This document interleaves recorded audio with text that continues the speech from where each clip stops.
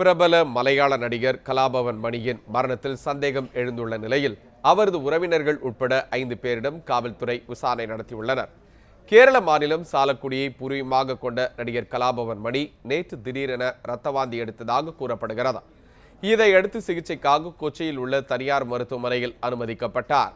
எனினும் நேற்றிரவு 7 மணி அளவில் சிகிச்சை பலனின்றி அவரது உயிர் பிரிந்ததாக தெரிவிக்கப்பட்டது. இதனிடையே அவரது மரணத்தில் சந்தேகம் இருப்பதாகவும் விஷம் கொடுத்து கலாபவன் மணி கொல்லப்பட்டிருக்கலாம் என்றும் அவரது சகோதரர் காவல்துறையில் புகார் செய்தார்.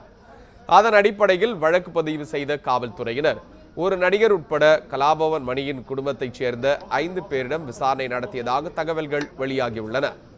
திருச்சூரில் உள்ள அரசு மருத்துவக் கல்லூரி மருத்துவமனையில் இன்று காலை கலாபவன் மணி உடலுக்கு பிரேத பரிசோதனை நடத்தப்பட்டது. அவரது உடலுக்கு திரையுலக பிரமுகர்கள் அஞ்சலி செலுத்தி வருகின்றனர். மாலை 5 மணி அளவில் அவரது சொந்த ஊரான சாலக்குடியில் கலாபவன் மணியின் இறுதிச் சடங்குகள் நடைபெறும் என தெரிவிக்கப்பட்டுள்ளது.